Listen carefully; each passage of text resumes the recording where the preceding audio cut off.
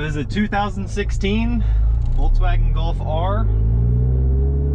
Has APR tuning. Has a fully built manual dog box. Gears 3 through 6 are full dog. 1 and 2 are synchro. This is the sound that you get basically from a fully built box. Like it rattles, it creaks, it clacks, it makes some interesting noises, and you get quite a few like head turns just from the noise, because it does sound like it's braking. It's pretty crazy. But as you can see, this is second gear, cruising along, just letting the car warm up before we test it out, basically. Going on to D-cell is when you really start to hear the gear mesh. Basically the clatter. A lot of that is transmitted more in this car and more in some of the Golf Rs, because you're running a single mass flywheel. This one is running a South Bend Stage 3 daily, and basically even from stock, with the stock transmission in it, you could hear a little bit of clatter, and the gear mesh and whine a little bit transmitted through that plate, and it just made it a little bit louder.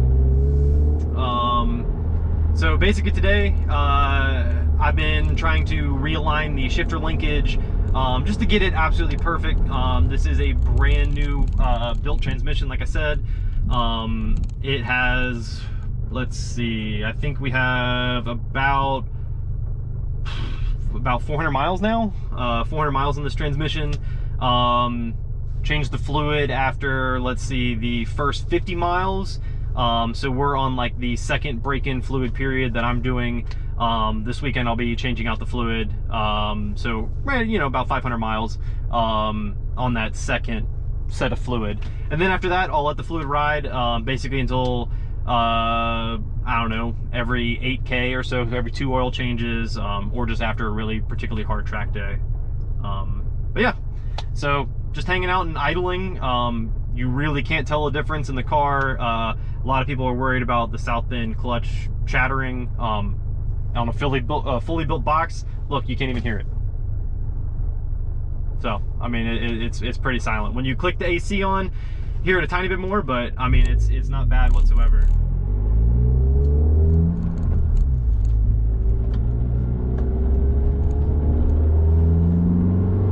Going into third.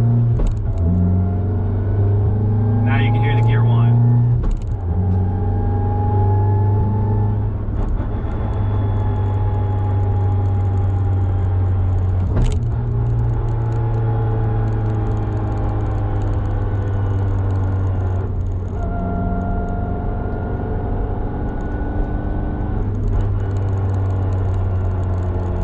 So yeah, basically, since the car is so new, or I mean the transmission is so new, I've been playing around with the shifter linkage just to make sure that it's perfect.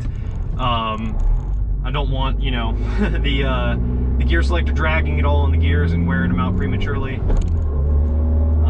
But as you can hear, it is a pretty solid, nice little thunk every time you go into gear, and that gear whine is intoxicating.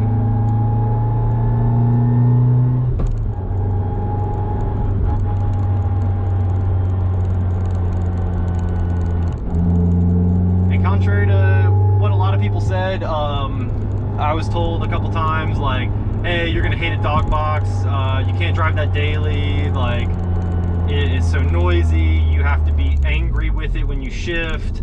None of that's true at all. It is noisy, definitely give you that. This would not be a road trip car anymore. You definitely can't stand the whine. 80-90 miles an hour going into 6th gear on this. It is pretty loud.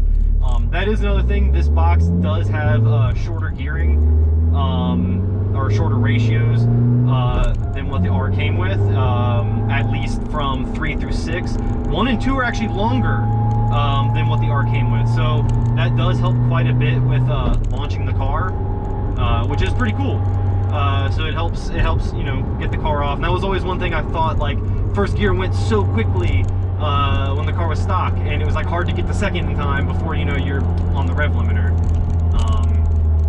yeah, now I can give you guys kind of a little example here.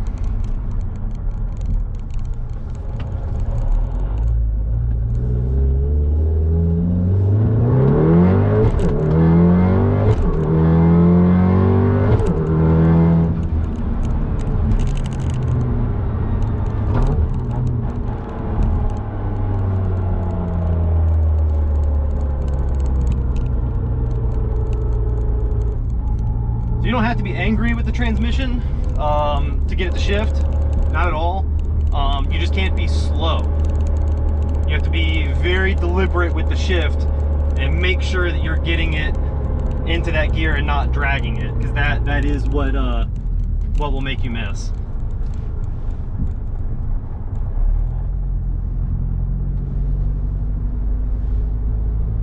So let's see if we can do a launch.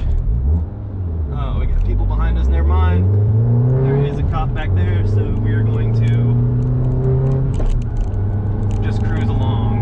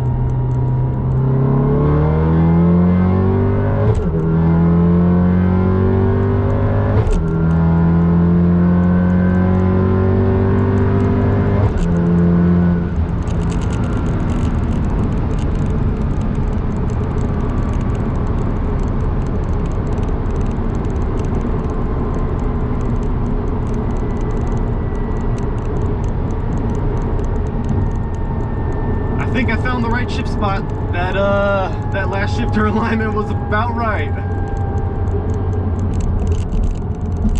Woo!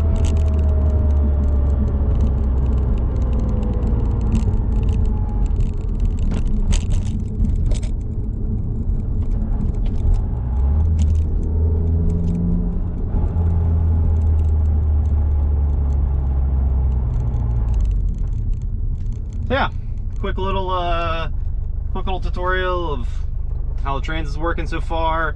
I'll definitely be getting some more videos out, showing launches, that type of thing, probably this weekend. Basically, I just wanted to get through this break-in oil period before like I start going crazy and doing like all the types of you know, launch videos and trying to get the car to slide and that type of stuff. It does have a diff in it now. It is a wave track diff in the front. So that is another thing that kind of like adds to the whole feeling and the launch, and it's definitely much crazier than I thought just changing the trans out would be. Yeah, like that's probably like the biggest difference of any mod that I've ever felt has been this trans. Like it's more so than like power and that like tenfold. Like power is fantastic and it feels like absolutely crazy, you know, when you get thrown back in your seat and everything, but the way this trans shifts and like every gear you're always there, like it just wants to get into gear like no matter what, and I don't know, it almost makes it feel like I don't know if you guys are like older like me, you remember going to the movie theaters and they had that what was it, like Rush 2024 driving game or something like this, and they had the little fake gear stick on it that you could shift, you know, 1 through 4, and it never did anything. You don't have to use a clutch or anything, but that's the way this feels. Like you literally just plunk it in whatever gear you want and it just goes. Like that's it. Like there's no fuss, it's fantastic.